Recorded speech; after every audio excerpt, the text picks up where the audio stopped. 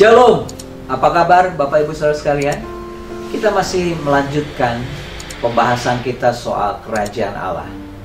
Karena kerajaan Allah ini penting sekali ya, tema atau sentral utama dari pemberitaan atau dari firman Tuhan. Selama Yesus hidup, apa yang Yesus perbuat selalu berbicara tentang orientasinya adalah kerajaan.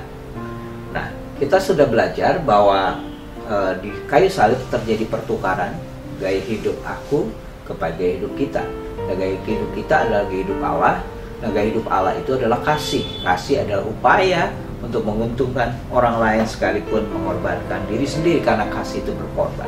Nah, kita sudah belajar juga dalam Markus 10 ayat 45. Mari kita baca sekali lagi ayat ini.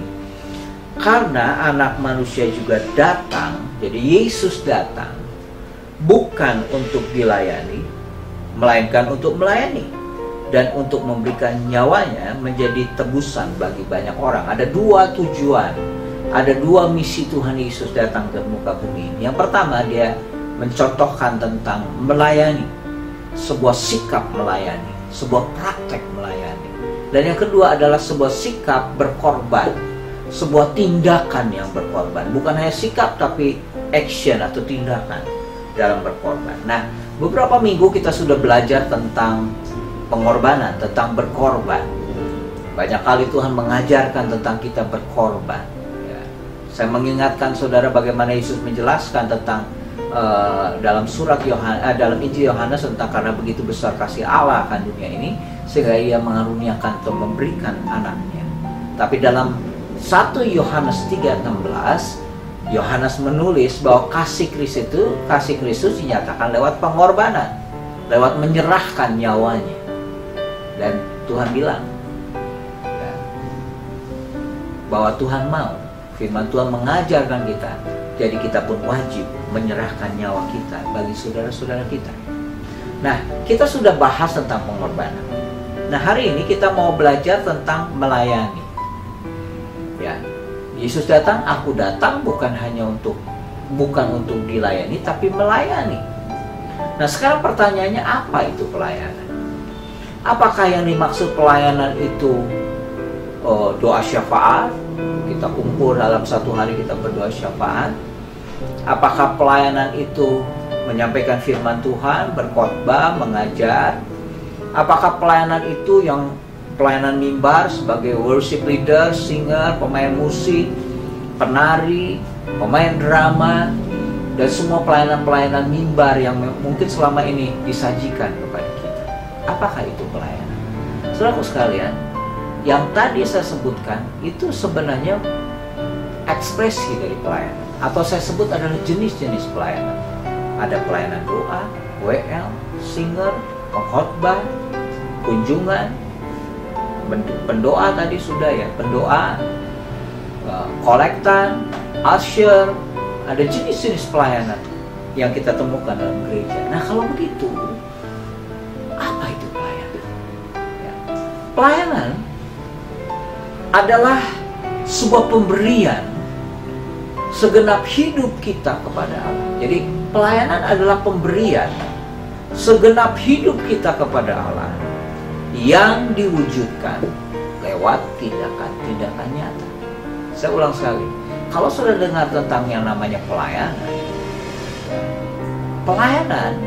definisi dari pelayanan adalah pemberian segenap hidup kita kepada Allah yang diwujudkan lewat tindakan-tindakan nyata. Jadi pelayanan dimulai dari sikap hati kita. Pelayanan dimulai dari sikap hati kita dan diwujudkan lewat action atau tindakan-tindakan yang konkret dan nyata dan dapat dirasakan oleh orang lain. Dan Tuhan mau semua kita melayani. Ya. Nah, pelayanan kita tidak bisa membatasi kalau yang namanya pelayanan hanya di dalam pelayanan rohani. Ya.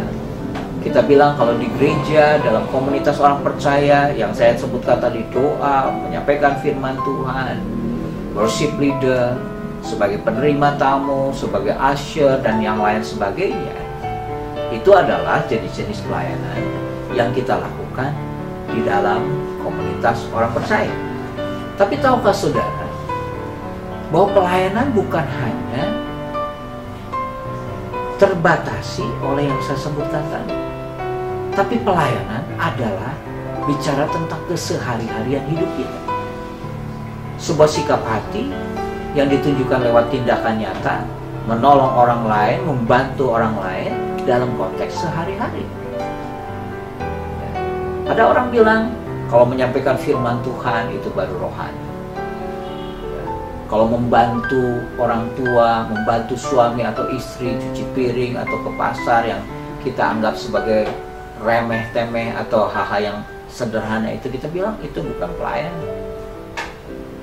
Saudaraku sekalian, apapun juga yang kita lakukan, kata firman nanti kita akan baca, lakukan untuk Tuhan. Jadi pelayanan bukan hanya di dalam kotak gereja saja, tapi pelayanan dalam konteks kehidupan sehari-hari. Sebagai garam dan terang, kita harus tunjukkan kita sebagai anak Tuhan yang menerangi, yang menggarami dunia ini. Nah, pelayanan sekali lagi adalah pemberian segenap hidup kita kepada Allah yang diwujudkan lewat tindakan-tindakan nyata. Mari kita buka bersama, kita akan baca dalam Kolose 3. Kolose 3 ayat yang ke-23 dan ayat 24. Dikatakan demikian, apapun juga yang kamu perbuat. Jadi dikatakan apapun juga yang kamu perbuat. Apa saja. Apakah itu dalam konteks jenis pelayanan yang saya sebutkan tadi, berdoa, WL, menyampaikan firman Tuhan, menyampaikan renungan firman Tuhan, ya. Apapun juga yang kamu perbuat, perbuatlah dengan segenap hatimu seperti untuk Tuhan, bukan untuk manusia. Apa saja, ya, membantu pasangan kita, membantu orang tua kita, membersihkan rumah, masak, dan lain sebagainya. Tuhan bilang, firman Tuhan bilang, lakukanlah segenap hatimu seperti untuk Tuhan dan bukan untuk manusia. Saudara sebagai karyawan, bekerjalah dengan segenap hati. Saudara sebagai pengusaha, bekerjalah dengan segenap hati. Sebagai mahasiswa, pelajar, belajarlah dengan segenap hati untuk Tuhan dan bukan untuk manusia. Ayat 24, kamu tahu, ya, bahwa dari Tuhanlah kamu akan menerima bagian yang ditentukan bagimu sebagai upah. Perhatian nih, Kristus adalah Tuhan dan kamu hambanya. Dalam terjemahannya, Kristus adalah majikan dan kamu adalah hamba-hambanya. Atau dalamnya, Kristus adalah bos dan kita adalah pelayannya. Dengan kata lain, bos yang sesungguhnya adalah Tuhan. Jadi ketika saudara melayani di tempat pekerjaan saudara, sebenarnya saudara bukan hanya melayani atasan atau bos, tapi saudara sedang melayani Tuhan, pencipta langit dan bumi. Saudaraku sekalian, mari kita melayani. Saya ulang lagi, pelayanan adalah pemberian segenap hidup kita kepada Allah yang diwujudkan lewat tindakan-tindakan nyata. Mari kita datang kepada Tuhan. Bapa, terima kasih, tolong kami supaya kami mulai belajar melayani. Melayani dimulai dari sikap hati kami. Dimulai dengan kami belajar hari ini bahwa pelayanan adalah pemberian segenap hidup kami kepada Tuhan. Dan kami akan wujudkan dalam tindakan-tindakan nyata. Tuhan menolong kami supaya kami boleh jadi hamba-hamba yang setia, boleh menjadi pelayan-pelayan Tuhan yang setia. Kami tahu bahwa kami yang percaya kepada Tuhan, kami adalah para pelayan, kami adalah hamba. Kami mau memberikan yang terbaik dengan segenap hati. Apa saja yang kami lakukan untuk Tuhan. Terima kasih Tuhan. Dalam nama Tuhan Yesus kami sudah berdoa. Haleluya. Amin. Tuhan memberkati.